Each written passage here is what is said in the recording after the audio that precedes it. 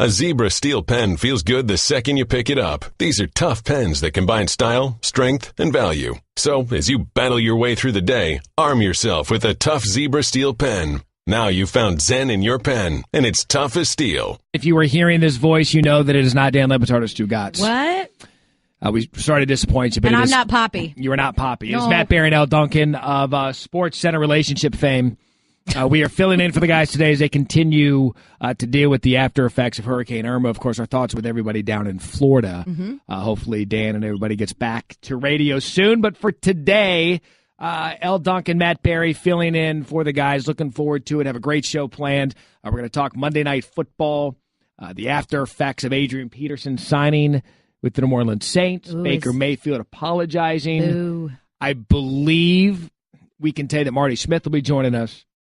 Who knows where that conversation will go. But we know the conversation right out of the gate, Elle, is Tuesday mornings tend to be the first morning that all of us can breathe. Right. And just collect ourselves from Thursday NFL, right, Saturday college football, Sunday NFL, Monday NFL, and now I think we all get to catch up and talk to each other again. Right. It's just a matter of what we're going to talk about once we do get to Tuesday. And it feels like Thursday was so very long ago, but we had some observations from yesterday's game. By the way, shout out to this dude on Twitter, Doug Peterson's agent, who every time I mention that me and you are doing anything together, he's really trying to make this work. He keeps calling it salty and sassy time. And then there's a GIF of a man that's a salt shaker and he's dancing. Now, who is the salt and who is the sassy in this pair? Well, what's he trying to get at? I don't know. I don't know. Is he thinking like we're a thing? I don't know. I don't know if he's referring to you being like salty and me being sassy, or which one of us is get off my lawn? Definitely you. That's me. Yeah, you hate on everything. No, I don't. I'm not a get off my lawn guy. I'm more of a don't feed my dog people food type of guy. There's a completely different guy. Am I really the curmudgeon of the two of us? You are. We're probably going to see that over the next 3 hours. I was going to say, we're going to hear it. So what is it about it? What is it about what? Me being the curmudgeon. I just think that you, even though you look like you're about 26 years old, I think you're sneaky older than people know. And I also think that you've hit that age where tradition is important to you. Is it the snark? Some of that as well. Should I be less snarky? No, I love the snark. Great. I don't think I'm going to be less snarky. Is it the Jason Bateman thing? Matt has been saying for a couple of weeks now that people think he looks like Jason Bateman. Now, how is this a new thing? Jason Bateman has been an actor for many it's been years. Going on for a while. Okay. It's been going on for a while, but I think he's new again because of Ozark. Okay. And so streaming some of these shows on Hulu, and that's like the thing. Mm-hmm. And so it's come up again. It's better than the poor man's Billy Bush, which you have also been accused of looking at. I've been called the poor man's Billy Bush. And because this is old school radio, no TV today for the Le Batard show. Yeah. So, Elle dressed accordingly. You dressed for television. I did. I did my hair. And so did I. Yeah. I mean, you did it up. And so we're going to be just old school radio today. We're just going to talk to each other. And the reaction after Monday Night Football. And we'll get into this coming up later in the program, Al, because the NFL this weekend in general, we have plenty of thoughts on that. Laid an egg. And I don't know what it was or why it was. We'll try to unpack the struggles the NFL had in week one. But Saints-Vikings last night. Mm-hmm. Everybody knows the story. It was the much ballyhooed return of Adrian Peterson going back to Minnesota. Right. None of us knew that Sam Bradford was going to be an All-Pro last night. Well, no, because that offensive line was so awful last year for him. But boy, did they turn things around. I mean, listen, if given the time, right? He's got an arm. It's why he was the number one pick. Do you believe it, though? No, the only person I buy on Minnesota is Dalvin Cook. Okay, That's so you're the only in? player that I buy. And then the Saints have issues as well. And it kind of goes into the big picture of the NFL after week one. Monday Night Football, Drew Brees should have been the star of the show. Mm-hmm. And then it's Sam Bradford. Adrian Peterson's storyline should have been the star of the show. But it wasn't. No. Led the team in rushing with 18 rushing yards. Tied with Kamara. It was a joke. Mark Ingram, who's supposed to be their workhorse guy, 17. It was just, listen, from a fantasy perspective, Drew Brees was extremely disappointing. But the Saints have had slow starts. for the last few years. So that wasn't exactly surprising. I do think the most surprising thing is that the star of that game, the star of Monday Night Football, between the two games really, is Sam Bradford. I don't have a problem with it. Why? Sam Bradford's good. Do people not like Sam Bradford? They don't like Sam Bradford because he was the number 1 overall pick, and he made a ton of money, and you could credit Sam Bradford with the change in the rookie salary scale. Right. When he got paid all that money for proving nothing out of Oklahoma. Whose fault is that? Not his. Okay. And he's always hurt. But he's been humbled. He's been humbled since then, right? Isn't that what people want? They want to see someone contrite, someone that started at the top, whether it was earned or well-deserved. He faces injuries. He gets traded. Like, he's been humbled. So why don't we like Sam Bradford? 27 to 32, 346, 3 touchdowns.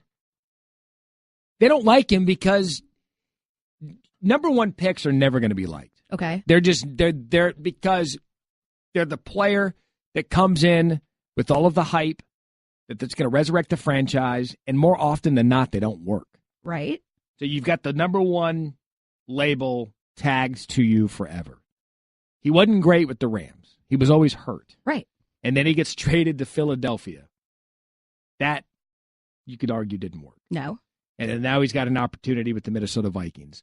And when number 1 picks don't work, they're just not liked. Mm-hmm. Jamarcus Russell is not getting invited to anything anytime soon that's outside of his hometown. He's always our gold standard now. Because it was so bad. Like, Ryan Leaf is like, thank you, Jamarcus Russell, for doing what you did so that people can move on from me.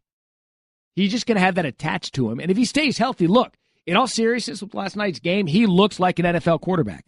He was effective. He moved the ball around the field. Dalvin Cook, the rookie out of Florida State, looked really, really good. If the offensive line and if they stay healthy, Sam Bradford could have that kind of career renaissance we're seeing out of Alex Smith. It feels very knee-jerk.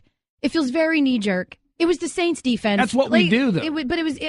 Let's temper this a little bit. It was the Saints defense. It's week 1. And I don't know that we learn much about anybody in week 1. Like, we're ready to go ahead and give NFL MVP to Alex Smith. Okay, they had months to prepare for this Patriots game. But we love overreacting. That's what I said to start the show. It's Tuesday. So this is where we overreact on Monday from a full slate of NFL football. But we sit here on Tuesdays, and now we have to look at week 2. I like Sam Bradford. If he stays healthy, I think he's a nice player. Okay. He's a nice player. What are the Vikings going to do? They're not going to win the division. All right. Because the Packers will win the division. Lions are okay. Bears, no. Pass. They're better than the Bears. So I look at Minnesota, if healthy, with Sam Bradford, 9-7, 10-6. Okay. What's wrong with that? Do you see them as a Super Bowl contender in any way? No. Okay. Who do you see as you can't make that. The Patriots were a Super Bowl contender. Well, they were awful in week 1. They were, yeah, but come on, man. The Patriots have earned enough. They've built enough equity to give them a pass week 1. What I'm saying is it's the same thing with the Vikings every single year. Really solid defense. They can depend on their run game. It used to be Adrian Peterson. It now looks like it's going to be Dalvin Cook. If they can get some decent play from their quarterback, they can really contend for a Super Bowl. Tell the beautiful listeners here of the Batard Show, Matt Barrie Elle Duncan filling in for the guys. Who is your NFL team? The Broncos. Okay. Would you take Sam Bradford on the Broncos? I mean, you're asking me after my Broncos won and Trevor Siemian looked solid. Listen, it doesn't matter. You could literally put touchdown Jesus back there right now. The Broncos' offensive line is not good. So to me, they're kind of one and the same. I feel like we don't know who Trevor Siemian is yet. We've had 1 season with him, but we know who Sam Bradford is. So the upside to me of Trevor Siemian, I'd take Trevor Siemian. I would like to give you this opportunity to talk about the Broncos and their game. Because for those who want a little behind the scenes of working with Elle on SportsCenter, if you bring up the Broncos, and it doesn't even need to be a deliberate, hey, Denver Broncos. If you just buzz the tower of talking about the Denver Broncos, you'll go all in. And so this is your opportunity. Like, you're our Broncos insider. I want you to just break down the game lesson. You know what? I don't need to break down the game. The Broncos, listen, if anybody out there listening watched the Broncos play any games last year, this is the exact same team. Really solid defense, no fly zone, weak spot is their rush defense. Offensive line is trash for the Broncos. Trevor Siemian was able to scramble yesterday. That was something new. But listen, I get it, Matt. as a Broncos fan, I understand watching them is boring. I get it. They're not fun to watch. They're boring to watch. You got a lot of 3-4 yard completions, get into third down situations, try to pick up a first down by running the ball 2 yards. Like, this is literally all they do. So I get it. It's boring. What's it like watching a Broncos game with you? It's really, really, really, really difficult. There have been times where my husband has left the house and gone for a walk at midnight to get away from me. It's gotten better since we won a Super Bowl, but it's embarrassing. I'm not going to lie to you. It's not my finer moments. What was it like last night? I was okay. You were? Yeah, I was okay. Until almost the fourth blew quarter. The lead. Yeah, Listen, all right. Almost blew the lead. Until the fourth quarter. Trevor Siemian went from Hall of Famer to average again. Okay, well, no. You were okay? See, you did that. You did that. No one called him Hall of Famer. He looked really solid, but when it comes down to the Broncos preserving a lead, I feel confident in our defense, and that's exactly what happened. Defense got a couple of stops when they needed to. We get that blocked field goal. We're good to go. Right. I'm not stressing after week 1, Matt Barrie. Now, how about your Cardinals? Oh, we'll get to that later. All right, okay. That's why you're salt and sassy. I'm just here to proctor the rest of the program. Coming up next, was it the shortest marriage in football history? Possibly. Did we already see a kink in the vows that happened last night? We'll talk about that and more. Barrie Elle Duncan filling in for Batard and Stugotz today, ESPN Radio. You're listening to Love Advice with Leanne. Caller, you're on the air. Hi, Leanne. Longtime listener, first-time caller. Why, in your professional opinion, do you never take my calls off the air? Is this Carl? Yep, it's Carl. I mean, we had a few dates. Everything was great. I thought, Well, when you switch to Geico, you could save a lot of money on car insurance. Okay, awesome. You should call them. I will. Geico, because saving 15% or more on car insurance is always a great answer. We know that in the world of celebrity Hollywood, that marriages tend to not last a long time. Okay. Is that fair? That is fair. But will you be our Us Weekly correspondent? Like, that's what happens? Yeah, no, it is. But I feel like there are those divorces that we see coming, right? For instance? Britney Spears. Everybody knew both times. She's been divorced twice? Yes. Who was the first? Remember she married that dude in Vegas when she was wearing like a cowboy hat and like a tank top. Federline? No, that was the first. Jason or something, I think. Then she marries Federline. Like, we saw that coming. We knew that was coming. It was a train wreck that we were all waiting for it to happen. Then you have like a Chris Pratt situation, right? Like, who saw that happening with Anna Faris? It's devastating. And why do people, okay, good. Because I don't get why people get so upset when celebrities divorce. Because you feel like you have irrationally invested time into their relationship. Why? They don't care about you? Sure. So why do you care about their marriage? It's totally and completely irrational, Matt. We get that. But there are people that you root for, I think. Right? Like, Chris Pratt is like your, used to be lovable, chunky guy that turned into this hot guy. And you loved that Anna was the famous one when they got together and she supported him through his chunky phase. Because you know him so well. Right, absolutely. I know he is a stand-up guy in my heart. So all of this is to say that we perhaps thought the marriage between Adrian Peterson and the Saints was going to work. Who? I think everyone when they signed up. No. You didn't at all. Nope.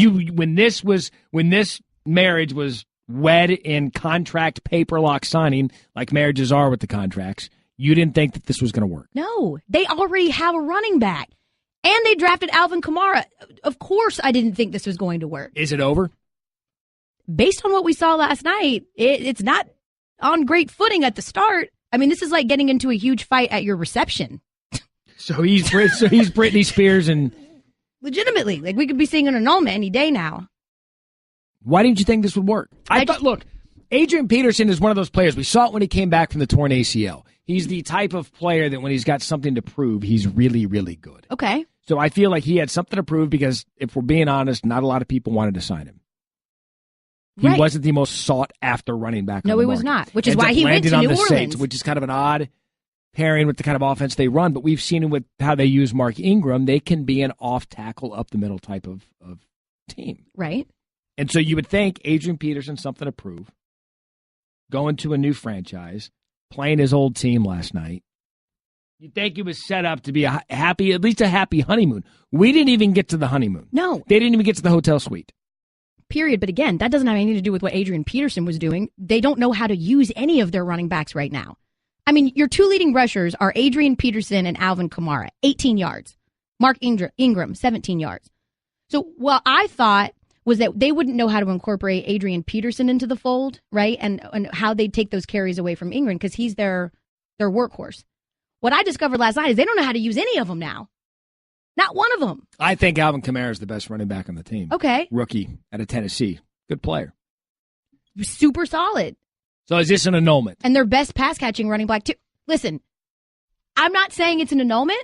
I'm just saying, and if you missed the game yesterday, all anybody's really talking about right now is what looked like a blow-up between Sean Payton, the Saints head coach, and Adrian Peterson. It looked like Adrian Peterson was screaming at him on the field. Well, here's what Peterson had to say about it after the game, whether or not there are any issues with his head coach, Sean Payton.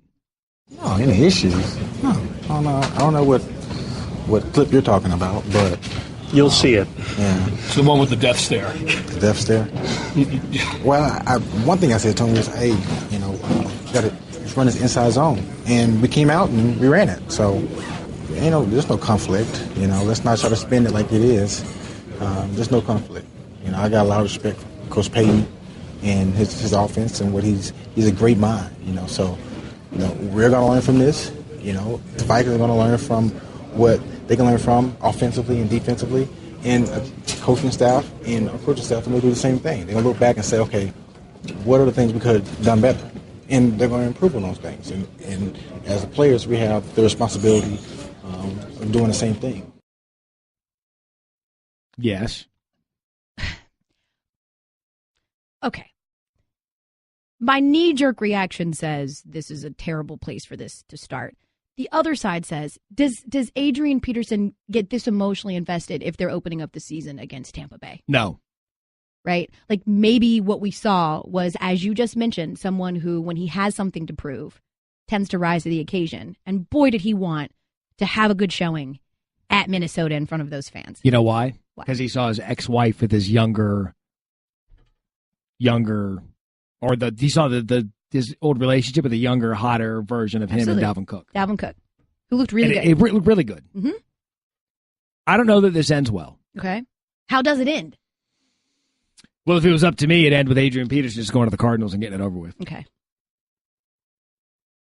But cameras are everywhere. And the last thing you want, we were just watching up here on the monitors on SportsCenter, the last thing you want is talking about your team. You already lost to Sam Bradford and the Vikings. Mm-hmm. And now we've got this rift between these two that they say doesn't exist, which clearly it does. Clearly there's some issues there. But again, I think that it's going to depend on them getting creative and how they're going to use this backfield because they've got plenty of weapons. But what they did yesterday just isn't going to cut it. The first week of the season, we've already got drama with the Saints. It'll be good. Guest of the Dan Le Batard Show up here via the Shell Pennzoil Performance Line. Coming up in the 11 o'clock hour, we're going to do How Old is Too Old, and we'll want to hear from you. So the number 888-SAY-ESPN, 888-729-3776. We'll do a How Old is Too Old. I was told I'm too old for this haircut. Okay, so how old is too old for the faux hawk? On the Twitter. And I do have to say, Ryan Clark, I'm gonna go 12. It's a burst fade first. Okay, wait. What? I like it. It's a burst fade. Yeah. It's not a faux hawk. So you're wrong. A burst fade. Okay, so it's a fade and it's bursting. It's a burst fade because it's here, and I just didn't cut the rest. So that's first and foremost. And secondly, I didn't have an issue with this guy saying I was too old. My problem was he had on a Jay-Z T-shirt and jorts. That's another good how old. Okay, so how old is the jort cutoff? It's not about age; it's about century. And I think the jort. I think the jorts should have died in 1993. Well, so that's the thing, man. I think it just all depends. Like I have a college student. You know what I mean? So, and I got a junior in high school, and when I get around the dads, I'm different. Well, yeah, because you probably look like your college student's friend. And so like that's kind of like the issue though. Like I don't feel like I'm old. I don't think 37 is too old for my haircut, L. There you go. So there's an example of how clearly, old this that ain't nothing but old sperm. Clearly, you like jorts and Jay-Z T-shirts. I'm just playing. You know I love you, RC. You hear his voice. Ryan Clark giving you the Straight Talk, brought to you by Straight Talk Wireless. Best phones, best networks, no contracts. All right, so week 1's in the books, Clark, and I look at the NFL big picture for the entire week, and I thought it was awful.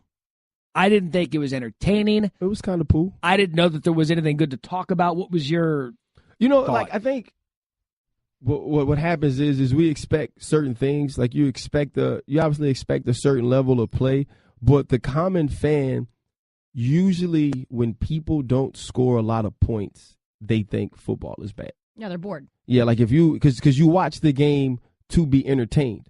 Remember last year, and this is a college game, I went to the LSU-Alabama game, and they scored 10 total points. Mm-hmm. And I watched it, and I was excited for 60 minutes. You're a defensive because guy. They bust people in the face, and they did, And so, like, it just depends on what you're watching the games for, and depends on what gets you excited. When I watch Marshawn Lynch flip the bird twice, yes. Run over Jarrell Casey.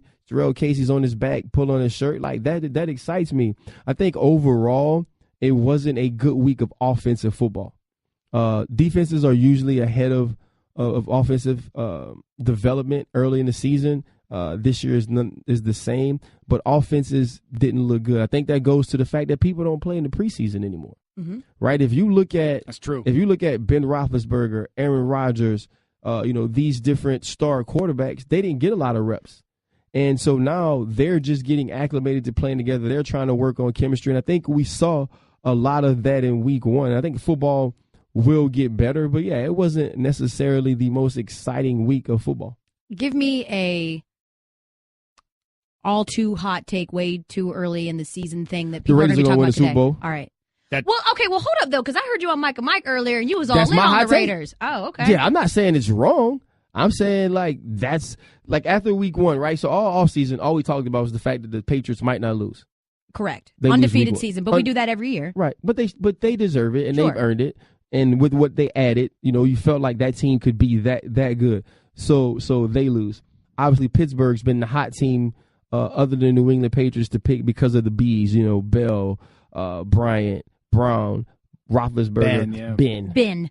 That's the B. Yeah, so you got all those guys, and so you're thinking, okay, Pittsburgh going to come out, they're going to roll this rookie quarterback, they're going to kill him.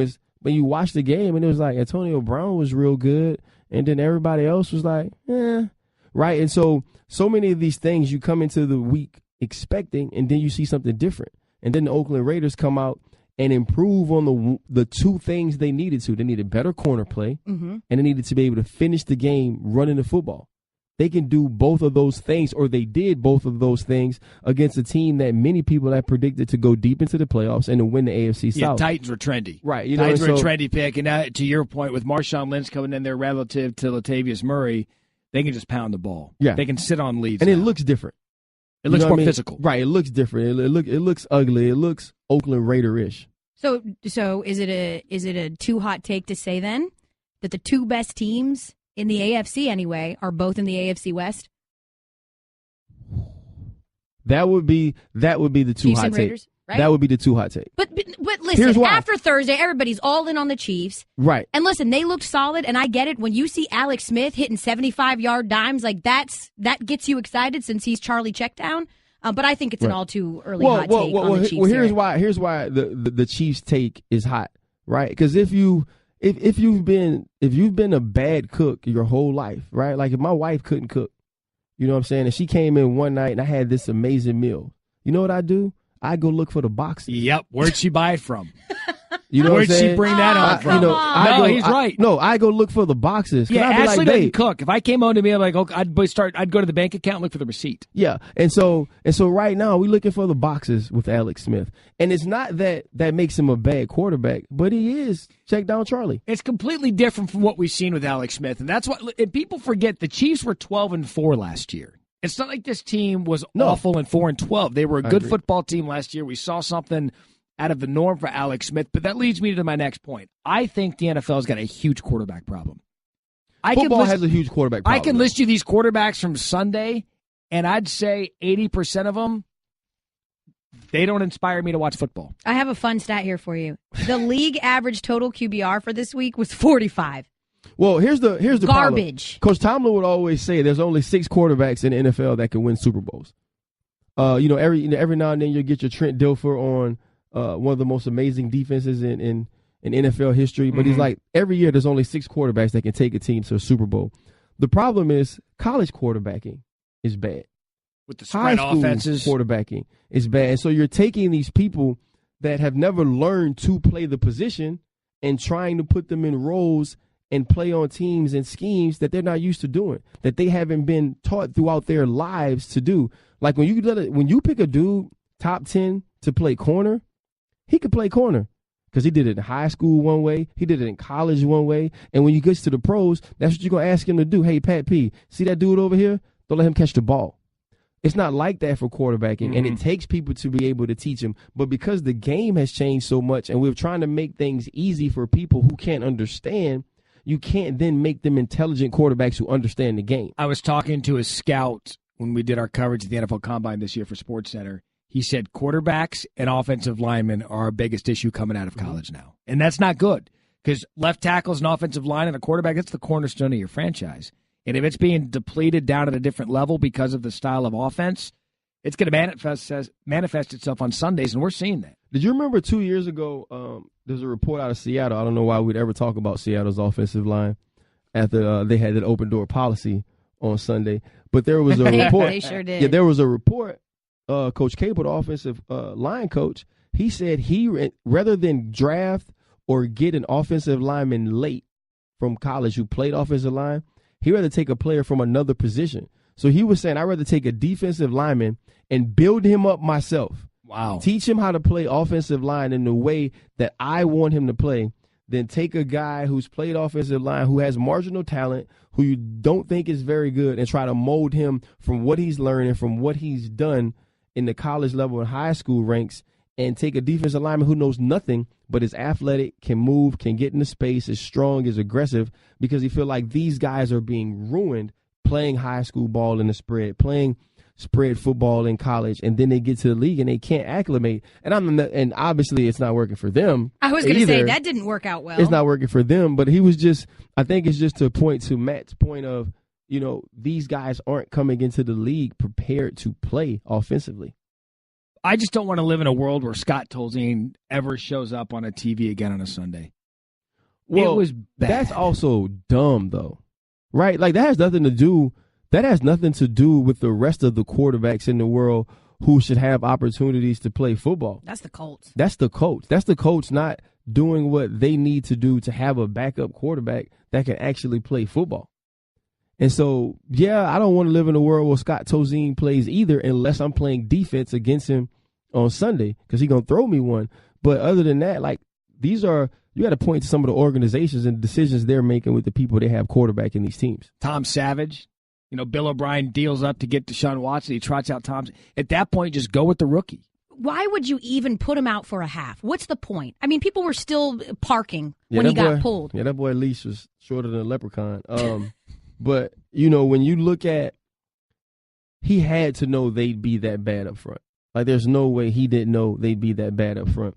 But in knowing that, if Deshaun Watson comes out and you start him and he stinks it up and he's getting killed, you can't pull him. Yeah, you're in. You're in. You're all in now. Like, you're all in. So I think he tried to trot Tom Savage out there and do what he could. Win games if he can win games, because this team has won games with extremely bad quarterbacks. They've seen it before. They've done it before. And so I think he felt like, man, let me get what Tom can get me and bring Deshaun along.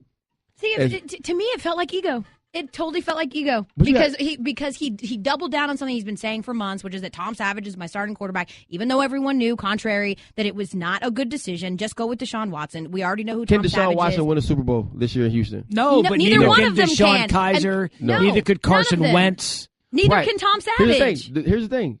I totally agree. The Houston Texans can't win a Super Bowl. No. Right? So if you're not completely prepared to play Deshaun Watson, if you're not 100% sold that it's the best for your team and it's the best for his development, for him to be out there the first play of week one, it's okay. I'm with you if you've got a guy that's a legitimate starting quarterback in the league. Let's go to, the Chiefs with Pat Mahomes. We know that he's going to be the future of that franchise. But Alex Smith isn't going anywhere. They can sit. That was a luxury pick. Almost similarly to the Bears. I mean, I know Mike Glennon isn't a fan, but he's a capable NFL quarterback. Trubisky could just sit and watch. Tom Savage isn't that guy. No, listen, I don't disagree about Tom Savage, but it's not always as cut and dry as, hey, this dude can't play, Deshaun Watson can, let's put him in. Having said that, don't start him on a Thursday night. Deshaun, don't start him on a short week. Let Savage run out there and that Thursday night. See, really? That Thursday you night go back to no. Yes. No. You don't give a rookie a short work week and say, hey, make your first career NFL start on an awful Thursday night game. Ryan Clark, we appreciate your time. Guys. The RC. burst fade. The TV viewer got cheated. They didn't see that today. I learned a new phrase today. Coming up next, Baker Mayfield apologizes. Why? And did you believe it? Boo! That coming up next No on the way. Batard Show with Stugotz on ESPN Radio. Elle Duncan, it took one tweet for me this weekend to realize that football season is like the chicken pox virus. What do you mean? In people. I mean that once you've had the virus, it lays dormant in your system for your entire life. Okay. And then it can flare up. When it comes to football season, off-season fans just kind of lay out. Come football season, the crazy comes out in everybody. Yeah. And I love it. Yeah. I tweeted one thing in favor of Baker Mayfield, in favor of Kirby Smart, in favor of TCU's defense, in favor of Clemson's defense. And I probably, for 36 hours, had Louisville fans all over me because I didn't say it about Lamar Jackson. Right. It brings out the crazy. It brings out the absolute psycho in people. Why is that? I don't know. I think I think you said it before, maybe the short season, right? It's a lot of impact in a couple of months. You've been waiting all year for it. I know for me personally, like when I first started dating my husband, my mom asked me, this was a real conversation. When I told her that we were starting to get serious, she was like, before you guys take that next step, make sure he watches a Broncos game with you to see if he still loves you. I think that's a good test. It really was. Especially with you. Absolutely. I mean, I hid that part of me for a long time. And when I felt comfortable enough that like this could be the one for me, I brought him in and he immediately was like, this is not good. Like real reservations. Because you get absolutely psychotic during the Broncos game. I act like an absolute psycho. It's pathetic. And I get it. And I'll lose my mind every once in a while watching an Arizona State. We stink this year anyway, but if we're actually good at some point, I'm a little intense during a game.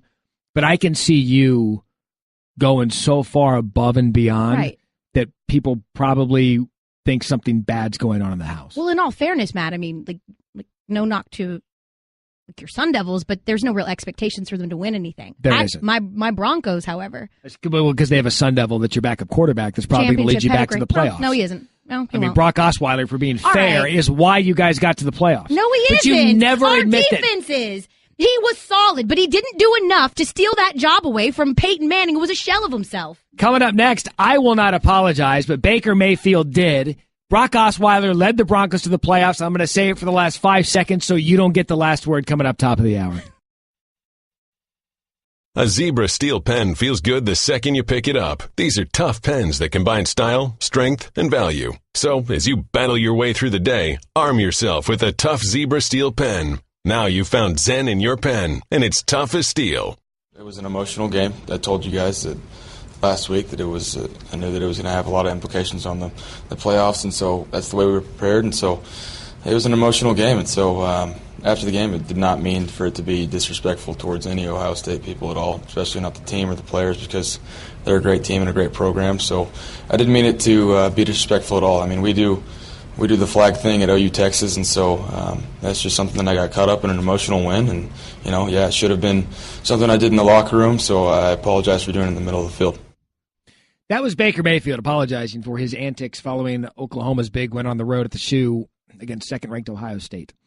I'm going to unpack this from several areas, Ellen. I would like your response to each topic. All right. The first thing that Baker Mayfield said, I didn't intend this to be disrespectful. Yeah, you did. You definitely did. That's why you did it. You literally said afterwards, I had something planned. I just didn't know what. And here's the deal. I'm okay with it. So what? I love that Baker Mayfield did this. Me too. Because Ohio State, a year before in Norman, Granted, it was a team thing with the team together with the head coach sang the alma mater with Ohio State fans in the corner of Memorial Stadium in Norman. Fine. But that didn't stick well with Baker Mayfield, and he used this as motivation throughout the whole offseason. But I'm okay with it. There is nothing wrong with what he did. Nothing. I have a problem with him apologizing. Me too. Do you think that he was forced to apologize? Yes, the school made him. There is no doubt that after it got such a response that it did, which I thought it was fantastic because he went into a hostile environment, played like a Heisman Trophy winner, and stuck it to Ohio State, and they did it the year before, I was fine with it. But it got such a visceral reaction the day after and the night of, because we were talking about this earlier, where football brings out the crazy in all of us. People went nuts. And so I'm guessing, this is pure speculation, that someone that sits up in one of the administrative offices that wears a suit for a living said, well, Baker took the attention off of the win and put it on himself and made Oklahoma look bad. So you know what? We're going to have him issue an apology because that made us look bad. Stupid. It didn't make them look bad. The only people that were offended or had their feelings hurt by it were Ohio State fans. Everybody else was here for the petty. I loved it. It's because it was Baker Mayfield. He's had issues off the field. They're trying to give us this image of Baker Mayfield being this clean-cut, not wild kid playing quarterback. But that's what I love about him. He reminds me a lot of Johnny Manziel. You don't know what he's going to do on the football field.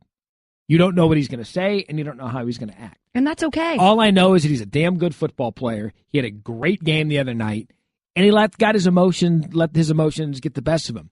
If you have to apologize because the school tells you to, fine, apologize. But don't say you didn't mean it to be disrespectful, because that was the whole intention of doing it. Of course it was. My biggest issue with what he just said was that he said he should have waited to the locker room. You can't plant a flag in the locker room, and I have an issue with that. Why don't you like that the school made him apologize? That's their role. That's their job. Listen, this is the part of sports that gets on my nerves more than anything, are these unwritten rules, right? The code of disrespect and respecting the tradition and stabbing the... it's stupid. It's absolutely ridiculous. That was an exciting game for Oklahoma fans, a decisive game for Oklahoma fans, really. And all we're talking about is whether it was disrespectful or not, that the kid grabbed a flag. Universities are institutions of higher learning. It's just so stupid. It's so dumb, and that's all this is. He disrespected, whatever. They disrespected him the year before. I liked it. He was emotional. I thought it was great. Why is this an issue at all? It's the same thing after Richard Sherman. I love when people exhibit those raw emotions like actual people do. That's what they're supposed to do. These are student athletes that shouldn't be putting themselves ahead of the University No, of Hell. Whatever. This is dumb. These are people. He just had one of the best games of his career. And based on what happened to him the year before and in the offseason, the kid was emotional, and I was here for it. And I think it's stupid that anybody would force him or take exception to that. It probably would have been best had they not had him apologize, because now it's bringing up a whole other sort of emotion. It becomes a thing again. For all they're trying to do with Baker. And I'll tell you this because of what they've had to deal with him off the field. And the university has earned this right because of what he's done off the field. They're trying to kind of claymation and mold this guy into this image, because now it appears Oklahoma was a really hyped team coming into the preseason.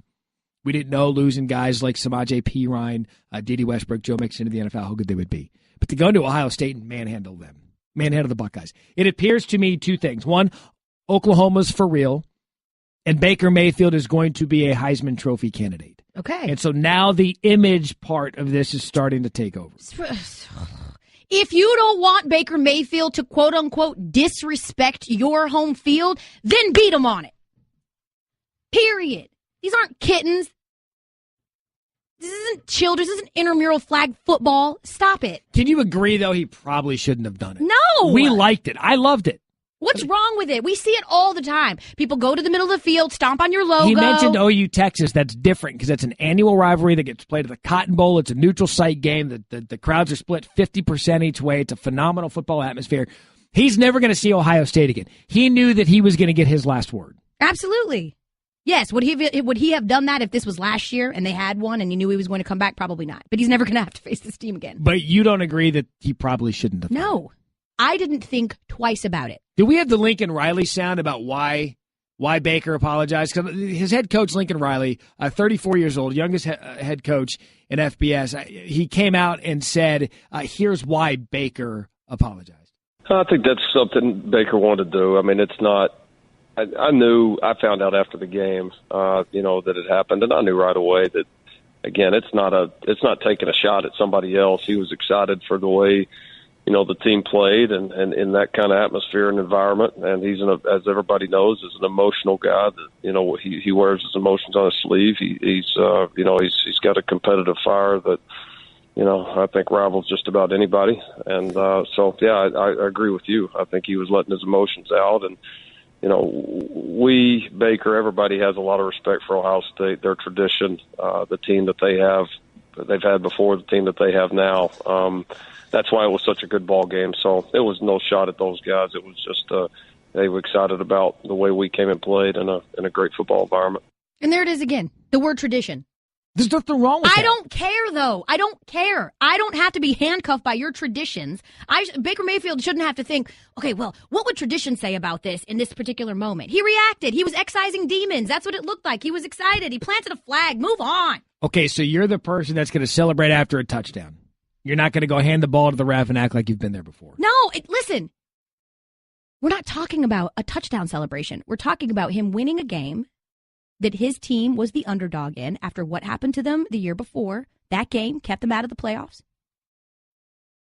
We're talking about a game, not a touchdown. I loved it. What's wrong with it? I just like that he had to apologize. He didn't tear the goalpost out. Like, this is stupid. And I'm tired of it. Will you embrace Baker Mayfield for the rest of the football season? Absolutely. I love he's how gonna petty be your he was. guy? He's my guy now. Listen, my allegiances are always going to lie with Georgia. But I like the fact that he was petty and emotional. He had a great game, and I'm here for it. I will tell all of you listening to the Batard Show with Stugotz, I'm Barrie Elle Duncan filling in, that Elle's favorite day of the work week is Friday because we do not top 10 on SportsCenter, specifically because it's petty.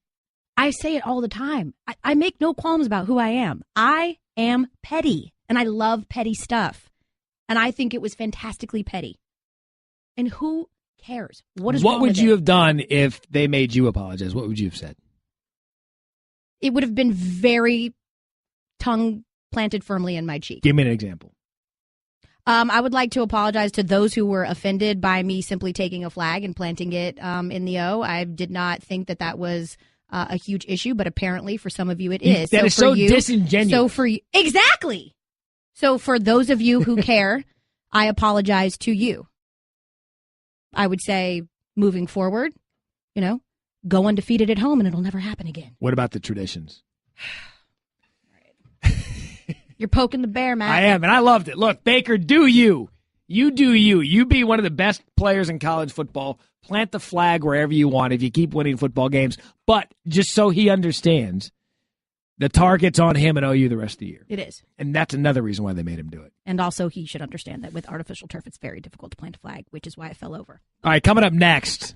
Thank you. Move on. This is 3 days later. Stop. Well, to be fair, he apologized yesterday. Okay, 2 days later. To be fair, that was yesterday. It's never too late to apologize. Coming up next, I'm in a world of hurt. Because I had the number one pick in a fantasy football draft. And not only the Arizona Cardinals, the team that I cheer for being from Arizona, now I have to make some fantasy moves. Coming up next, the first waiver wire in the fantasy football season is here. Who should you pick up if you lost some of your players? Find out next. And I have a plea for Matt Barrie about fantasy. That's coming up as well. Daddy, where do babies come from? Honey? Mommy went to the store. Oh, well, you see, there's a mommy and a daddy, right? Right. And see, when they call Geico, they could save a bunch of money on car insurance. Oh, really? And that makes them happy? Yes, that makes them very happy. That's good. Yeah. Well, I'm glad we could have this talk, sunshine. Geico, because saving 15% or more on car insurance is always a great answer. Coming up, Trevor Matich going to talk a little college football with us. Plus, how old is too old? Line up 888-729-3776. You give us a hypothetical how old is too old. For instance, how old is too old to wear a jersey to a sporting event? 12. And we will give you the answer just like Elle did. You can tweet at us too. I have a confession to make about football season. never proud of it. I don't like that it affects me this much, but it is absolutely embarrassing how devastated I can get over fantasy football. Devastating. Like if I lose a game, which, by the way, I won in both my leagues this week, so I'm not. How did you win and you have David Johnson? Because I drafted well. Because my name is Matt Barrie, and I'm related to Matthew Barrie in a roundabout way, so I know fantasy football. Yeah. I'm the talented Mr. No-No. Okay. But I lost David Johnson. And I immediately thought of you. And again, the petty in me was like... And I'm upset about it. Now I've got to go to a waiver wire today, try to pick up a couple of backups. Hopefully no one in my league is listening and gets them before me, which you're in the league. So did you win this week? No, dude. And you know what? That's what I wanted to talk to you about. All right, let's go. And Mike Clay's going to come up in the 12 o'clock hour to give you some fantasy football advice as we march towards week 2 to help people like Elle, who clearly didn't win. So this is my first year playing fantasy football because I am an NFL purist, and I have always said I refuse to have to root for someone or a unit or pay attention to a game simply because I need them for my fantasy team. So basically, you're a tradition guy in college football that you were just railing on. Yes. Okay. As long as we're clear on that. As you were. Correct. I was pressured into playing by you in this league. I thought camaraderie, like this will be good for us. Like, be good for our TV marriage. Absolutely. Okay. Let me join in on this. Let me participate, whatever. Against my better judgment, I decided to sign up. Halfway through our draft, I was ready to quit. Why? Because I was over it. I don't want to do any of this. How are you? Draft night's the best night. No, it isn't. I was over it. I started thinking about, oh, God, well, should I get this You'd have 1 minute to pick. And I start going into my whole, like, do I have too many people on a bye in week 8? And is this going to work? It's a you issue. It became a thing. It became a thing because it sounds like mentally you weren't ready. No, I had done for the rigors that are the draft. Correct. Well, I had done all my prep, so I was ready, I thought. So you're just not fun to you? No. So I get through the draft, and I'm thinking, all right, like I don't love this team, but I have Le'Veon Bell. I have Drew Brees. I have a couple of guys. Do we have some music we can play so I can read Elle's roster to the beautiful listeners of Batard Show with Stugotz?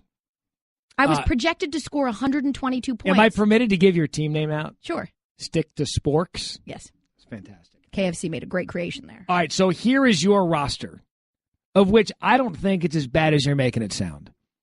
And it drives me nuts that you're not into this and that you wanted to quit. I want to quit But I do now. appreciate that you did it for our TV marriage. I think that'll go a long way if there were ever to be like TV marriage counseling, right? Which I hope we don't get to that point. All right, here's your roster. Drew Brees. Nice pick. You would think. Well, don't get mad after 1 right, week. I know, you're right. All right. Le'Veon Bell. Nice pick. You would think. Didn't do great. Joe Mixon. Potential's there. That was based on potential. And by the way, this isn't in the order that you picked them. This is just your roster that you started this week when you lost. Right. Doug Baldwin. In a PPR, points per reception league, he eats up some receptions. Yeah. That's a nice pick. Here's where you got by everyone who took Terrell Pryor Sr. No, I thought in my head, Kirk Cousins, looking to inflate some numbers. Look, Terrell Pryor did better than Doug Baldwin did yesterday, sadly. Delaney Walker, nice tight end. Right. See, this roster's good. Terrence West. Hey, had 14 points yesterday. See? Patriots defense. You didn't. That didn't go well. -4. All right. Adam Vinatieri. Nice kicker. Your bench, Darren Sproles.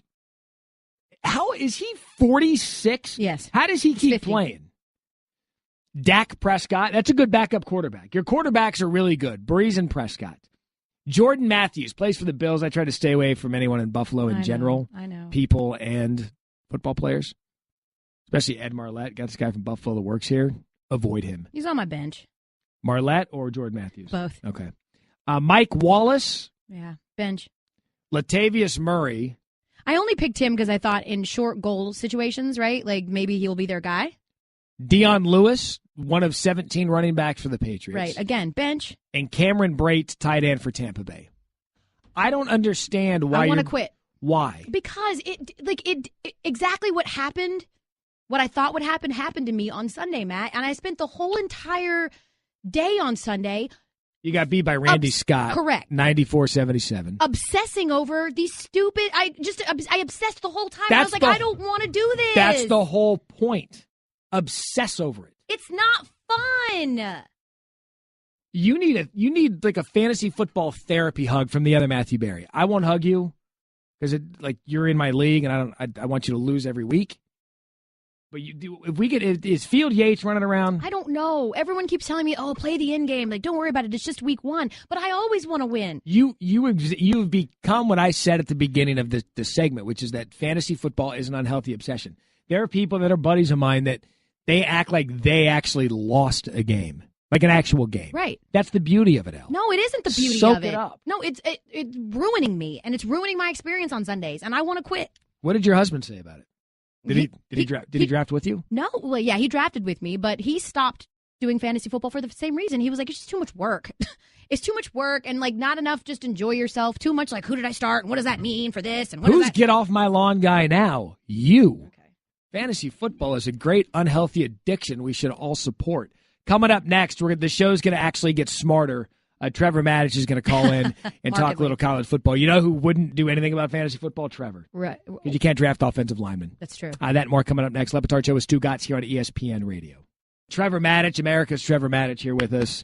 Our college football analyst here at ESPN joins us on SportsCenter AM on Saturday mornings as we get set for a busy day in college football just before College Game Day. Also does some work for the Washington Redskins.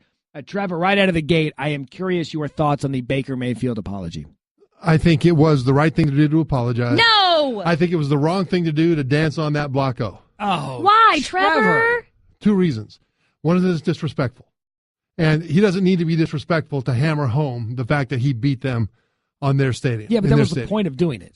What? That was the point of doing it, to be disrespectful. No, it's not disrespectful to beat a football team. It's not disrespectful to sing your fight song on their field in front of your fan contingent that's there on the road. That's okay. But I think it is disrespectful to do that. But it's not just the disrespect that I didn't like. It's that from a standpoint of what they were trying to accomplish, it was harmful. It was less powerful for them. What do you mean? To dance on that block O and to plant that flag. It would have been better had they sung their fight song, had Mayfield done his laps with the OU flag around the outside of the field, and then stayed on the outside of the field. Then we would have all said how he got his revenge, how everything was great, but we wouldn't have been talking about disrespect. Sometimes when you are less loud, you are more powerful. Michael Crawford sang on the Phantom of the Opera soundtrack a number of years ago, the part of the Phantom. And at times he was loud and powerful. But when he was most powerful, listen to Music of the Night. When he was most powerful, it was when he was soft. He wasn't loud. But it spoke so much more when he was soft because he was soft. And I think that Oklahoma would have made a much bigger statement if they would have been respectful of that block O in the middle of that field. And so it's not just that it was disrespectful, it's that it wasn't even effective.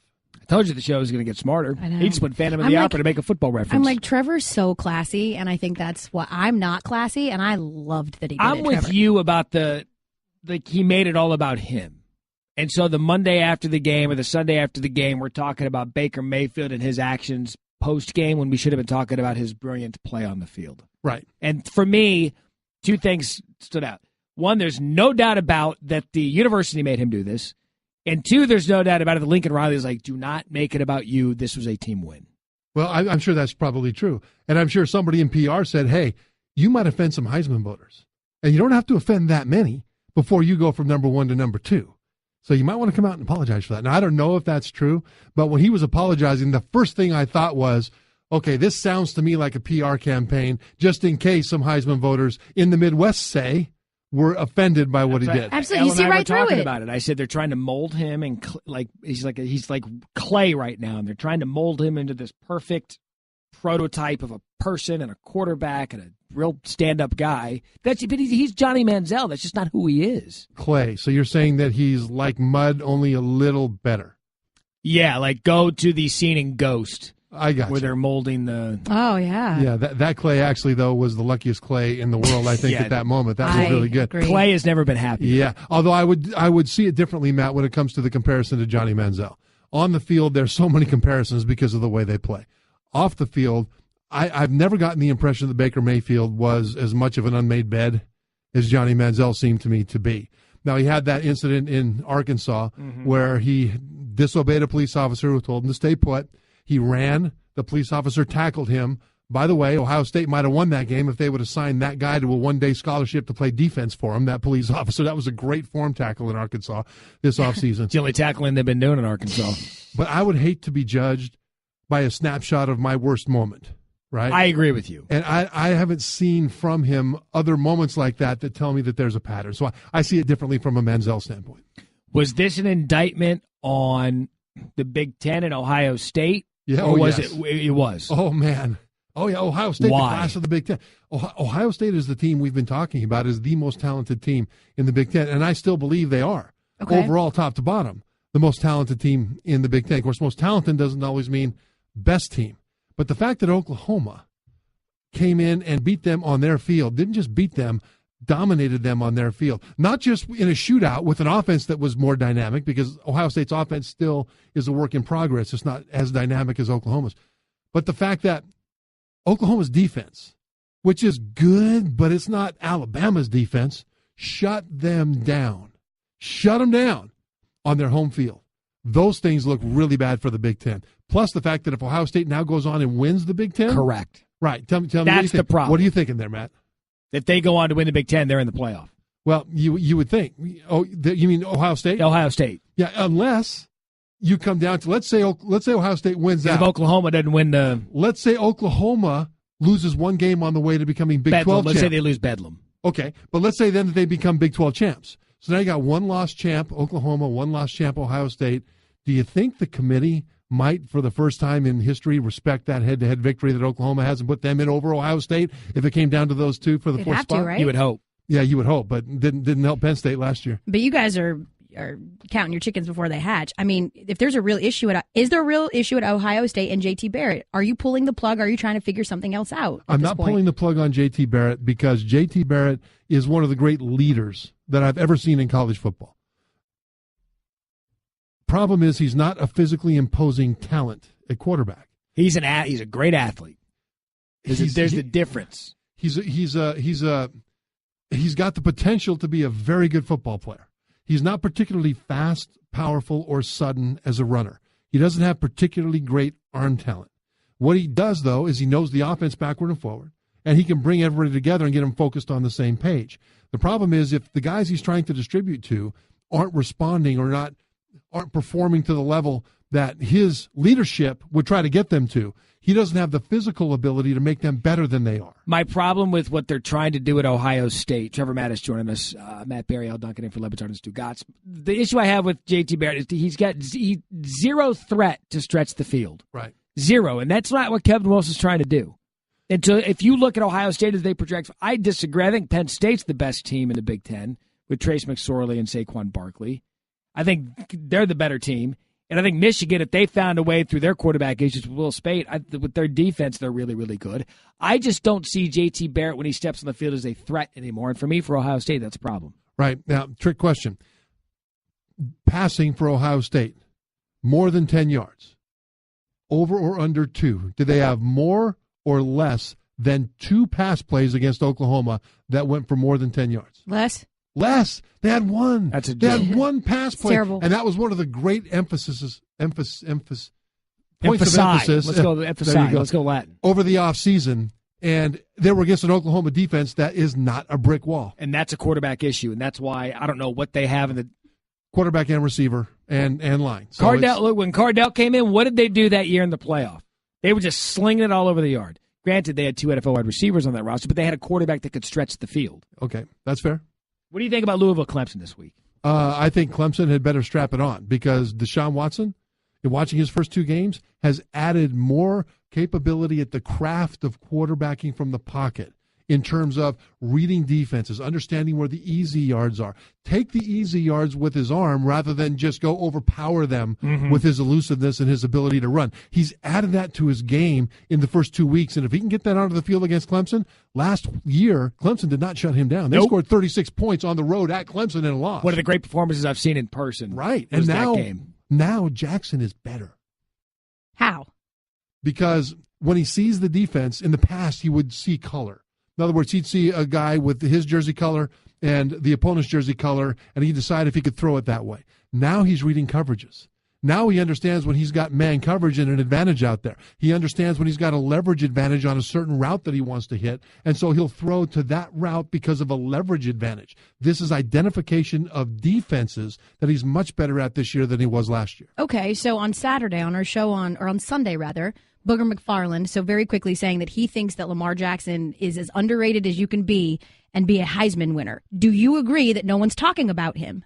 You know what? I said coming into this season that it's really weird for a returning Heisman winner to have to sneak up on the rest of the country. You know my thoughts on that, right? Because the media doesn't like handing the Heisman Trophy out twice. So they're trying to find another way. Conspiracy theory. If it didn't happen to Tim Tebow, it's not happening to anybody. Well, that may be true. Although I'll tell you, Lamar Jackson, if he can beat Clemson in this showcase game, he's so good. He is so worthy of consideration to be only the second in history to win it twice. And here's the deal. And the other thing that he's got going against him is that if Baker Mayfield keeps playing at this high of a level, the media is going to gravitate towards him, whether he keeps planting flags and fake turf or not. Trevor, before we get you out of here, how old is too old for a grown man to wear a jersey to a sporting event? I would say 21. Okay. Unless you're there with your son. Okay. Okay, we get that a lot. There's a qualifier. Then We do paint get your that. face, wear the socks, everything. That is also what's coming up next. How old is too old? The number 888-729-3776. You throw us a hypothetical how old is too old. We will guide you through the process because we know you're going to be asking for a friend anyway. Trevor, we appreciate your knowledge. And the Phantom of the Opera, it was beautifully done. Hey, every Saturday. It Trevor, is the with music us. of the night every Saturday morning. There it is. Thank you, Trevor. Well, Nell and I do SportsCenter together. In the non-football season, we always end each show with how old is too old. We throw each other a hypothetical how old is too old and weigh in. So if you would like to give us one and weigh in, you can. Call us at 888-729-3776, 888-SAY-ESPN. So, El, my how old is too old for you is something that I've been seeing on social media, and I didn't know these still existed, but how old is too old to be getting hickeys? Wait a minute. Who are you following? I'll tell you during the break. Okay. I mean, I like 16. That's what I thought. Yeah. Like I thought a hickey was done in high school. Yeah. No, it absolutely should be. Apparently, they're all the rage in college. Really? Yeah. Like people are like wearing them like badges of honor. Yeah, like their neck is bruised with hickeys. I didn't know those still I didn't know that they went to college. It's very embarrassing. Because why are you bragging about someone sucking on your neck? Like at that age, you should be bragging about other things. What do you have? Because hickeys. I have one here. Right. On someone tweeted at us the situation, not the question. So I'll ask you the question: how old is too old to be offended that someone you're dating hasn't changed their relationship status? On Facebook, I presume. Correct. That's a good one. 18 max. Okay. Like if you're in high school, it's a big thing. But the high school kids even on Facebook anymore? No. I feel like once parents got on Facebook, Facebook was done. Right. I'd say 16. Okay. All right. Not 18. 18 years old. How old is too old to grammar check someone on Twitter? Oh, I'm talking to Randy Scott, who just grammar checked you for saying bouquet. Greeny does that all the time. Okay. Like one of the worst things that you can do is be grammar police on social media. Correct. The whole inception of social media was worst. to get it out in 140 characters. Absolutely. We'll get to the Randy Scott thing. Quit talking your slang. It's WHAT, not WUT. How old is too old to cry watching a sporting event? Okay. I imagine that you're saying that because at 38, you probably did that. Now, I've had nothing to cry over lately watching sports. It's true. Neither one of your teams are any good, and you didn't expect that they would be. I wasn't being, I'm not let down by anything. I think the last time I cried was actually the other day watching Classic Sports when the Arizona State Rose Bowl came on against Ohio State. Oh, is that why I'm still not over it. relegated to that? That's it. That's all I have. Week 1 is in the books, but it's not too late to get closer to the game you love with DraftKings 1 Week Fantasy Football. This Sunday, DraftKings is hosting a free contest with $100,000 in total prizes to celebrate the launch of their new game. Pick 'em. Just use code HUDDLE to play in DraftKings free contest with $100,000 in total guaranteed prizes this Sunday. It's free. Why wouldn't you try? DraftKings.com code HUDDLE. Eligibility restrictions apply. See DraftKings.com for details. Let's go to Charlie from Virginia who wants to get in on the how old is too old. Hello, Charlie. How are we doing? Thanks for taking my call. You bet. How old is too old to throw a fit about your football team losing? Thanks. Bye. Okay, because I love this question because there are normal people fits and then there are Elle Duncan fits. Right. So, like, do we call them like just average, like, temper tantrum? Yeah. Like a regular, yeah. Not like all the histrionics, but a regular right. temper tantrum. So here's my answer. If it's your alma mater, I don't think there's any age that's too old. But it's got to be a private fit. Don't go throwing it at the kid or the coach. College specific? Really? Yes. Because I paid money to go to this university. I've earned the right to throw temper tantrums anytime I want. NFL, 30. No, I disagree. All right, give me what do you have? I mean, I think that you can't reach the level of breaking things. Have you ever done that? You have, I could tell. However, what did you break? Possibly a remote or a Sounds like you might break your husband if this goes on anything longer. Oh no, he already knows. Right. That was the marriage test. He leaves the house. Right. Yeah. I have a good one here too. What was your answer though? By the way? 40. Okay. 40. Once, you know what? I won't even make it age specific. Once you have children who can watch you and are parroting what you do, you probably need to stop. The priority should change from Correct. NFL to the children? Correct. They're impressionable. It's probably good for the future of America. Okay, I have one here on Twitter from Ben. I'm so guilty of this too. You ready? Yep. How old is too old to say the phrase, "It's lit"? Oh. That's one of those phrases I wish you could uninvent. College, probably 22. Do people say on fleek anymore? No. They don't? No. Is that kind of a cousin of lit? Yes. Like, did fleek begot lit? Yes. What's but your like answer? You would say things are do you like still on say fleek. It's lit? You would say things are on fleek. I do because the problem is that I always get amnesia and I forget what we said before it's lit. So like now all I can remember is the time when it's lit was a thing, and I don't remember a year ago what we said before it's lit. Like it's going ham. So when was that? It's crunk. Am I just being really white right now? Yes. Yeah. People said it's ham. What's that? What's ham? Oh, going ham. You don't remember that song, Hard as a Mother? Ham. He's going ham. I may have been on vacation during the ham phase. Come on. It was a song with Kanye and Jay-Z. Let these know who I am. I'm about to go ham. Come on, Matt. Elle Duncan, Matt Barrie for Batard and Stugotz. Did you know that you could take the NFL with you wherever you go thanks to the TuneIn app? No matter where you live or what you learn or which team you love, TuneIn brings you the home and away call for every game live. Download the TuneIn app and listen live. I'll Apple Music that song later. Okay. NFL Week 1 in the books following the doubleheader of last night's Monday Night Football, which created all sorts of storylines the day after. The biggest storyline for me coming out of the NFL in Week 1 is it wasn't that good. Yeah. We worked early. The matchups or the results? In general. Okay. There wasn't one the two matchups that I was fired up about were in the afternoon game, Packers Seahawks. Dud. Not good. I mean, the Cardinals, because I'm a Cardinals fan, but we know how that turned out.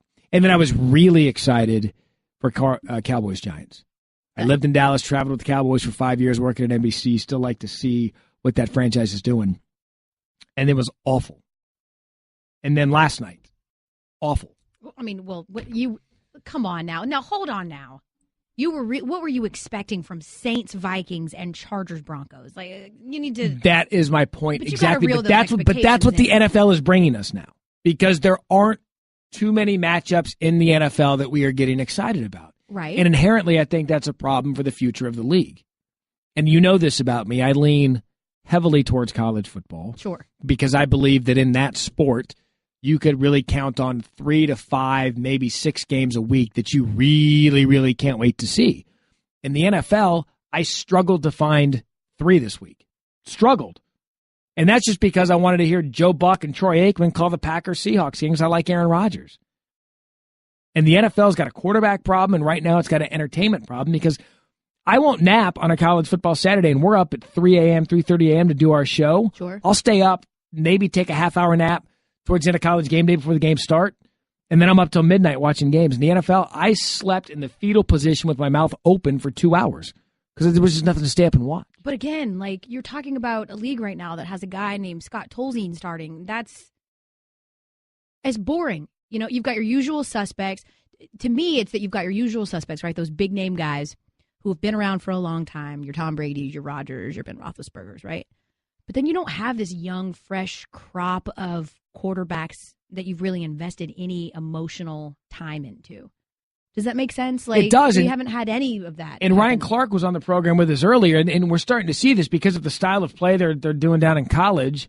You're not getting that prototypical NFL quarterback that you would see in years past. I think that's why you saw Carson Wentz get drafted so high. He was the one guy that people ID'd and said, you know what, that is an NFL-looking quarterback. Right. Pro style. That's why Josh Allen out of Wyoming, he's another player that fits what the NFL is looking for. But when we get into this era of next wave of quarterback, the NFL is going to have to do something to find a way to make it interesting. Because Clark even said, I believe you mentioned it, one of the more entertaining spots on Sunday was Marshawn Lynch flipping the bird. I love it. He's so Raiders. I mean, what are people talking about more? Baker Mayfield and the flag, or the near comeback led by Phillip Rivers over Trevor Siemian? Baker Mayfield. It's a problem. When your Thursday night matchup this week, who is it? Is it Andy Dalton versus either Tom Savage or Deshaun Watson? Who, again, though, but think about that, though. Look, let me play devil's advocate and say, if you would have told me a few years ago that Andy Dalton wouldn't have been fun to watch, he's regressed so much. So but again, even when he was good, he wasn't fun. He was a little the boring. Bengals offense is fun to watch. AJ Green was fun to He's watch. fun to watch. I mean, Brian Hoyer started for the 49ers. I get it. And the NFL is going to have to do something because right now it is Aaron Rodgers, Tom Brady, Drew Brees. Yeah. Meanwhile, your two big fantasy guys this week. Ben Roethlisberger, baby. Your two big fantasy guys this week are Alex Smith and Sam Bradford. And watching the Chiefs play, it was like watching the Spurs back in the day. It's just like they win, but it isn't beautiful. It's not fun. It was fun last Thursday because they stretched the field, but they don't typically do that. I also have a theory with the NFL and the way that we talk about this all of the time, that as viewing habits change in consumption, the NFL is going to eventually have to get on board. You know what I love about college football other than just the sport itself is that starting at noon, I can go noon to 3:30. Just a ton of games. Then you have another window, 3:30 to 7. Yep. Then you have another window, 7 to whatever. Then you have Pac-12 after dark, which when things get weird. So you have essentially 12 hours of nonstop football. You know what the NFL does? You get the 1 o'clock games and the 4 o'clock game. That's it. It's over. It's done. You're the night game. And if you don't have DirecTV and you don't have NFL Sunday Ticket, you have to watch the game that they choose that you have to watch. Right, which is almost always one you don't want to watch. While stuff is going on simultaneously other places, and then before you know it, you miss it. Sunday Night Football in America's here. You get that game, and then it's over. Do you buy into the fact that there's too much NFL being played at this point, that it hasn't become appointment watching because you know you're going to get it on Sunday, Monday, Thursday, and then Thursday's at some point in the definitely season, killed right? it. Right. I could tell you when I was in Dallas, basically covering the Cowboys every day of the week, there were players on that roster that would tell me off the record that the Thursday night games it wasn't good for their bodies. They just didn't like it. And they're not good players games. don't like it. They're garbage. They're not good games. That short turnaround, they're never good games. They're not competitive. You know what makes it great? Because you have to wait for so long for the sport to get here. And then you get bored with the Thursday night games. And I'm an NFL fan, but I was discouraged that we waited. We were salivating for football. And I was like, oh, this was it? This was week 1? Yay, Trevor Siemian. All right, well, can you stop picking on the Broncos, dude? No, not unless they start. Up, not unless they start Brock Osweiler. No, especially because you got a team right now that's trotting out a 56-year-old quarterback. So you need to stop it with this Trevor Siemian. That was me going ham. Okay. God. That was me going ham. Oh God. Speaking of going ham, coming up next, it's going to be lit. Marty Smith. All right. Okay. is going to join us. My guy on from Sports fleek. Center on there, and Anna Lebatard. From what I understand, he's now a Lebatard show regular. He is. Friend of the show. I used to know Marty when, he's just too big for me. You knew now. Marty before the party. So it was Lit, Ham, and what was the other one? Fleek. All right. More of this coming up next. Okay, Kevin, for the grand prize of $1 million, what color is the White House? I know this. 5 seconds. Oh, switching to Geico could save you a bunch of money on car insurance? Okay. Judges? That's true, Kevin. They'll allow it. Congratulations. You're a winner. Woo! Geico, because saving 15% or more on car insurance is always a great answer. A regular, as I understand it on this program, but also a regular with Sports Center with us on Friday, Saturday, and now Sunday mornings. The man, the party, the Marty Party, joins us down the show, Pendulum Performance Line. Marty! Hey, you say Penn's a little different than I do.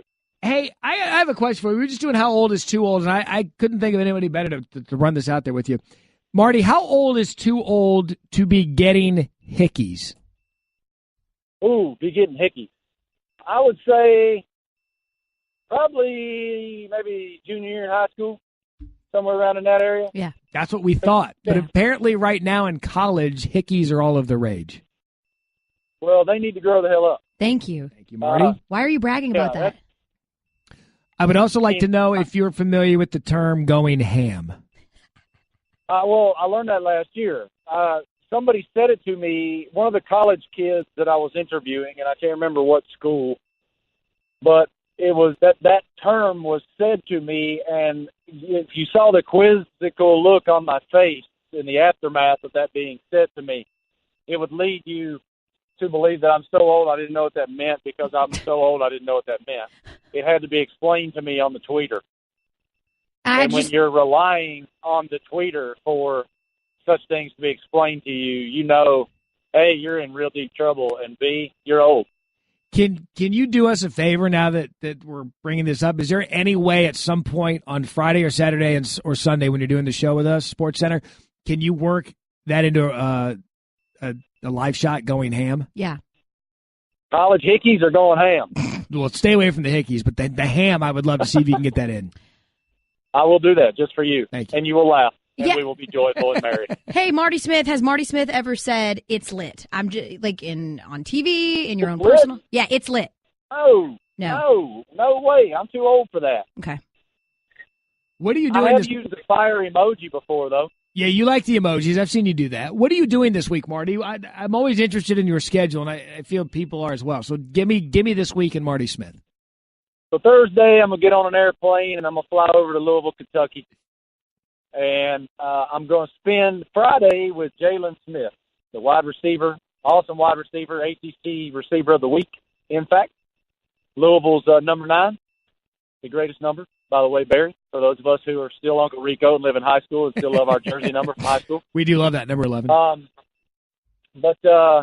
Yeah, I'm going to spend the day with Jalen and hang out with him and learn a lot. Of course, he was Lamar Jackson's roommate last year, and so he knows a whole lot about the Heisman Trophy winner, and we'll just start getting prepared for that tremendous game that's coming up at 8 p.m. on Saturday night between the defending national champions and the defending Heisman Trophy winner. And I look forward to it, man. It's going to be awesome. I'll be in Louisville Thursday, Friday, Saturday, Sunday morning, and making TV with you guys all weekend.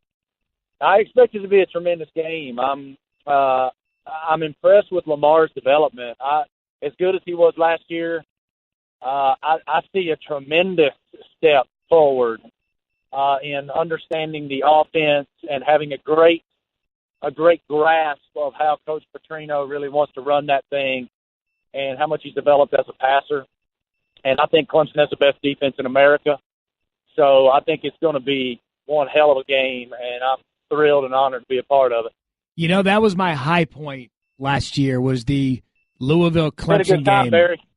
That was Louisville-Clemson last year in Death Valley when we were there acting like idiots. For me, was the high point of the college football season. You know, so everybody has an SO Club story that has been to Clemson, South Carolina. And our collective SO Club story was that day. I'll explain it for you guys, and Barry can chime in. Basically, we were doing Sports Center on the road down there in Death Valley, and we all got together. We were not working that night. None of us had post-game responsibilities. But we might have both had to. Either you were flying out the next day or you and I both made TV the next day together. We made TV at SO Club the next morning with Taj Boyd. Okay. There you go. So we all had to stay overnight to work the next morning, but we had no game responsibility. So what did we do? We did what we do. We went to SO Club and started cracking beers. And the Sports Center on the Road bus was parked at the SO Club. So Matty and myself and Jonathan Wiley, our producer, and several of us went to the bus, and we watched college football all afternoon with this awesome scene outside of the SO Club, which is authentic college football. There were probably 1,500 people at least in the parking lot and inside the bar and around getting prepared for that Louisville game. And not only did we see that mulleted North Carolina kicker beat FSU doing that tomahawk chop running down the field with that mullet, that beautiful Wisconsin waterfall flapping out of his helmet. But then we saw Jacob Eason beat Tennessee and then lose to Tennessee in about 10 seconds time. And the bus almost tipped over. It did. I mean, it almost combusted. We had a lot of fun. Then we saw the Louisville game. It was awesome. We had that whole day, and then we got to walk into the stadium and go to warm-ups, and we were fired up. But the best part about the SO Club story is so we're in the bus, and there's a security guard outside the bus because there were so many people there, watching the games. So we're in there on the bus, having a couple pops, watching the games. And there are these two dudes that are on the bus that are, they were talking like they were country. Like my best friend. Yeah, they were country music affiliated. They were talking with Marty. Marty's a very affable guy. You can talk to him, having a good time. So they end up leaving later. They're drinking our beers, having fun, watching football. So they leave. These two leave after they're there for 3-4 hours. And I ask Marty, I'm like, yo, who are your boys? He's like, who are your boys there, Martin? Like, they're not my boys. I don't know them. They weren't your boys? No, they weren't yours? I thought they were yours. So these dudes found their way on the bus for 4 or 5 hours. No one claimed them. Just kicking it. They're just kicking us, hugging us when game-winning field goals are kicked and Hail Marys are thrown. Like we're homies. And I thought they were Barry's boys. He thought they were my boys. I've never seen them before. Yeah, let me ask you this. When you guys are drinking those couple pops on the Marty, in my mind, you're like a Natty Light guy. What's your beer of choice? You go import or what? Or you go domestic? We're actually, Barry and I both are Mexican beer guys. Oh. We like Coronas. We like Dos Equis. We like Modelos. Because we like limes. Like, I'm a lime guy. Yeah. And I'll drink a Bud Light lime. Like, if I'm at a concert, it's hard to find a Corona at a concert. You can, but it's easier to just go, because you can't find the lime. You just go the Bud Light lime route. And it tastes really good. It's very refreshing in the summer. And be careful, because those concert beers are actually about 2.5 in one. But when you get grooving on the Chris Stapleton or the Jason Aldean or the Chief, you don't think about your consumption number. No, or it'll fight you. No, because the more you start singing, the more you start consuming. That happens to me in my backyard, son. I did it Saturday night. It's really revelatory because Matt Barrie, to me, Marty, kind of seems like a strawberry Rita guy. Like the Bud Light Ritas. Even get it out. Like the Bud. We'll kill a Dos Equis. Dos Equis. You know what? I do not disparage. I know that dudes, like real dudes, like hanging out, blue collar country music dudes, like they'll like make fun of you for being a strawberry Rita guy. I don't care. If it gets you to whatever plane you want to be on, that's right, Marty. The end goal here is to get to where you need to be. Yeah, man. Look, if that's a cold beer or a strawberry Rita, Zima, let dog eat with the Jolly Rancher. Hey, Marty. Yeah, Zima. Actually, Elle, you might have just killed my entire philosophy. I'm not too sure on that Zima thing. See, thank whatever, you. Do whatever makes you happy, America. Let's do that. Let's figure out how Zima fits into our ultimate plan. Marty, we love you, buddy. I appreciate you calling in. Look forward to you dropping ham this weekend during a live shot. Enjoy Louisville. It's going to be a great atmosphere. It's going to be lit. I have to go look it up on the Google to remember what the hell it means. Have a great day, hard as a mug, Marty. Hard as a mug. On the Google, on the Twitter. Marty Smith of Marty Smith Sports America fame joining us here via the Shell Pennzoil Performance Line. Coming up next, Little does Marty know that segment's going to be the gift that keeps on giving because of something that he said. Plus, Mike Clay's going to be in to give everyone fantasy football advice because if you're like me and you had David Johnson, you're probably not in a good spot today. We're going to do some waiver claims and more coming up next on the Batard Show with Stugotz on ESPN Radio. To help us out, all things fantasy, Mike Clay joining us now, ESPN Fantasy fame. All right, so I'm a David Johnson owner. Who do I go for? Who do I pick up? Yeah, first of all, I'm trying to bring the mood. I'll try to bring the mood back up. I thought it was like Sarah McLachlan watching the commercials there. Yeah, with the puppies. Yeah, I'm a little hurt. Where you got to go choked up. But find a puppy. I'll see what I can do here. Humane Society. Who do you pick up? They're going to re-sign Chris Johnson. It sounds like. I think he's going to be the primary ad here. He'll probably get 10 to 12 carries a game. Not a lot of passing down work. He's getting a little older. It's not the same old guy, but he should be the lead back in this offense. So no Kerwin. Well, not. I already didn't like him. Even if Chris Johnson was not in the mix, again, probably going to be a 10 to 12 guy. Do some passing down work. He's a change of pace back. There's a reason he was on the bench. I mean, he wasn't even assured to make this team a couple months ago. So I just don't think he's going to be anything close to a workhorse. And if you pick him up, you're not going to feel great about starting him. Same thing with Andre Ellington, passing down specialist, actually doubled up Williams in snaps in this game, which I feel like that's being under discussed. But didn't have any carries. He's a passing down guy. So it's going to be a 3, maybe a 4-man committee in an offense that's going to score a lot less than they did last season when they were 6th in the league. I think it's a situation to avoid if you can, but if I have to pick one, it's Chris Johnson. All right, give me a name that after week 1 is going to have everyone salivating, but you think it was just a week 1 anomaly. Yeah, I don't think people are going to like this, especially if you watch the Chicago Bears game, but Tyreek Cohen, he concerns me, and there's a few reasons for this. First of all, he's 5'6", 180. Okay, yes. so that's little not guy. He's very little. Small. So he's not going to be a workhorse, and that's why I was not super excited about picking him up if I took Jordan Howard as his handcuff, because even if Howard gets hurt, he's not going to be a full-time guy. Also, he had 12 targets in this game, did Cohen. Last year, the entire season, there were 5 instances where a running back had 12 or more targets. And that doesn't mean he's a game changer in this league. It means it's not sustainable. He's not going to do that again. He's going to be a 10-touch guy. And really the big thing here is Jordan Howard. This is not a Jeremy Langford situation.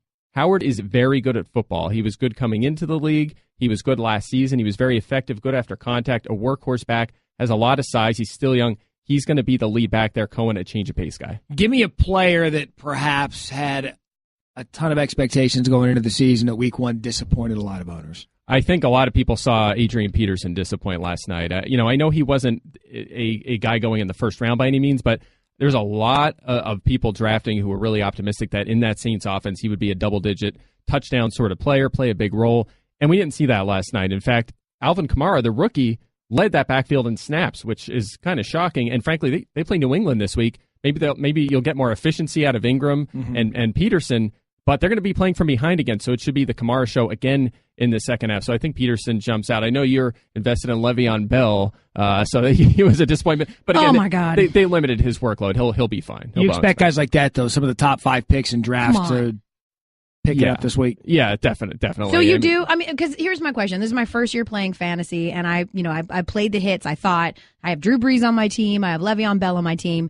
They were huge disappointments. You think this is just week 1 rust? Like I'm still good to go. Are there going to be people you think that are overreacting to some really bad performances that they saw? Okay, it's overreaction day or week or after week 1. Of course, the Chiefs are the best team in the NFL. It's just the Patriots are done. The era is over. I think they got shut out by Buffalo the one year and won the Super Bowl after being shut out week 1. I mean, these teams will bounce back. I mean, even the Saints offense last night struggled. I just talked about Peterson. So did Drew Brees.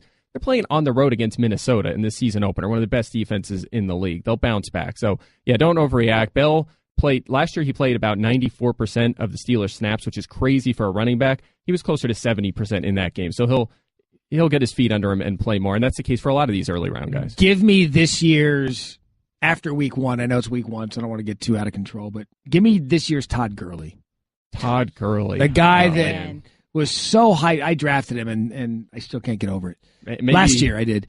But who's a guy that just you don't think is going to hit this year? How about this guy? I don't know if you've heard of him, Todd Gurley. Really? How about that one? So Todd Gurley gets a Todd Gurley award. He may. Now I listen.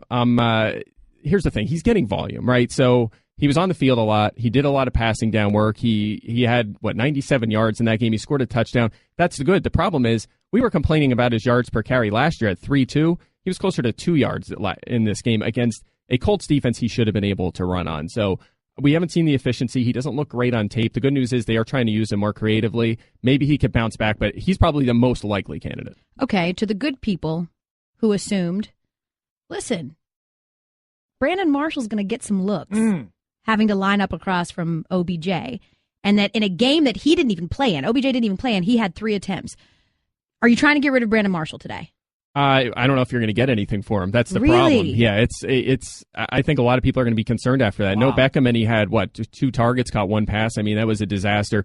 I was kind of on the record as thinking their improvements in the offseason were overstated for the Giants. I mean, you had Evan Ingram. He's a rookie. He played a lot in this game and didn't make much of an impact. And Marshall's 33. So you look at the teams, really. This is what really jumped out to me in week 1.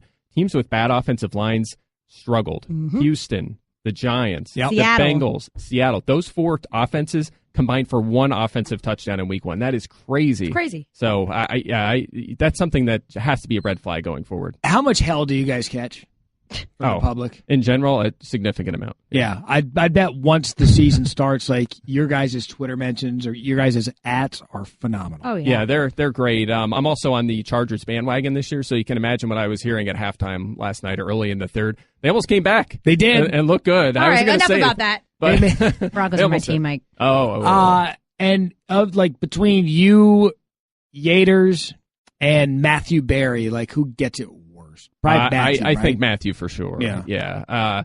Everybody loves Field, right? I'm sure Field doesn't get it. Not? Yeah, Field. Everybody loves Field. I love Field. Everybody loves Field.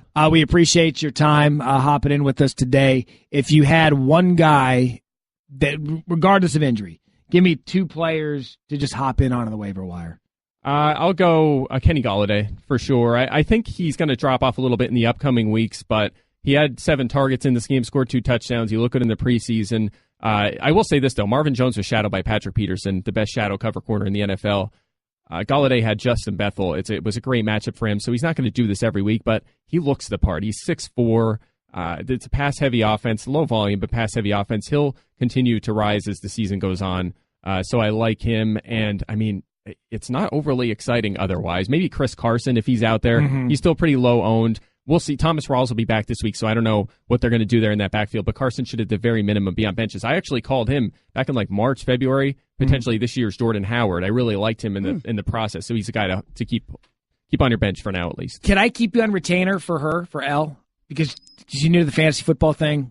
It's going to be a roller coaster with her. Sure. I already tried to quit after week 1. Yeah, I've asked her if she I almost quit halfway through the draft. Be a co-owner? Oh, no. And that's the In the best draft. part. Yeah. So we're going to keep I was you on ready. retainer. I'll help you out. Thank you, I think please. Field won't be good for that job. Matthew Barrie. We're gonna. I'm gonna just keep sliding into Mike's DMs like, yo, this guy or what? Coming up next, we're gonna end the show by raising the roof. Oh no. Or no. No. No. You go, girl. We've sat on this for a while now, and it was a debate that started probably 2.5 hours ago when I was reading a 1-800-Flowers read. Yeah. I said, get a bouquet of flowers. Right. And our friend, Randy Scott, who I've known for 13 years, 14 years, says, is it bouquet or a bouquet? No, he didn't say is it. He said bouquet is greater than bouquet. He was making right. fun He of was you. doing it. So he did it like all real men do. They do it on Twitter. And so it got us to think. So we got in a debate about this. Is it bouquet or bouquet? I think bouquet. Bouquet sounds stupid. I just got her a bouquet of flowers. Get a bouquet of flowers. So then we started coming up with other things that you say incorrectly. So then Marty Smith gave us the gold of Dos Equis. Dos Equis instead of Dos Equis. Dos Equis. Right?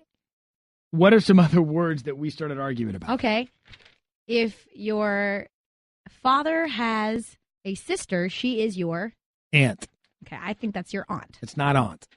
There's a U in it. Aunt. There's a U in it. Doesn't matter. Do you say gaunt or do you say gant? Do you say homage or homage? I say homage. Oh, you would. Give me another one. Okay. This is one of my favorite ones, and it drives me freaking nuts. Okay, good. If you're trying to talk about comparisons, is it comparable or comparable? It's comparable. Thank you. I say comparable. I hear people say comparable all the time. If you are lying on a couch and you've reached a point of comfort, what are you? Are you comfortable or comfortable?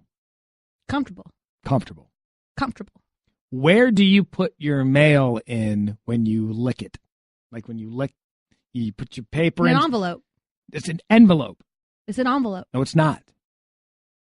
Envelope. So now one that's got AU for aunt, E is all of a sudden and not eh? In this, yes, it's an envelope. Doesn't it just sound prettier? It Envelope. sounds French. An envelope. I'm not really trying to turn on an envelope. It's like, dude, here's your envelope. Here's your envelope. Denver is in the state of Colorado. No, Colorado.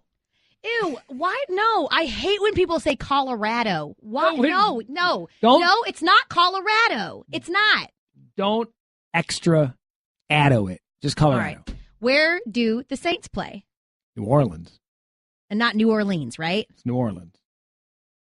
Is it Louisville or? It's Louisville. Thank you. Like lull someone to sleep. Like Louisville. Louisville. They'll love me for that. They already hate me for the Lamar Jackson thing.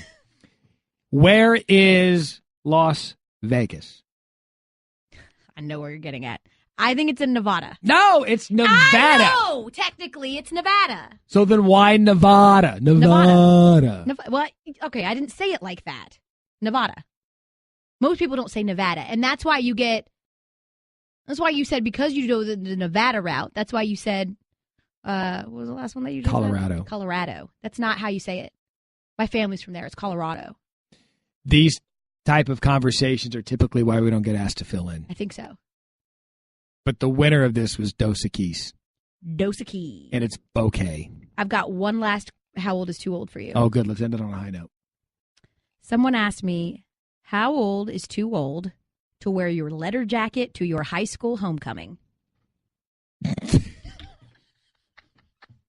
Eric? Oh, that's good. That's good. High school homecoming. How far removed? 18. Okay. How far removed from high school is too old to go to your high school reunion? That's why that movie, Friday Night Lights and Varsity Blues, is so brilliant. You're never too old, Elle. That's true.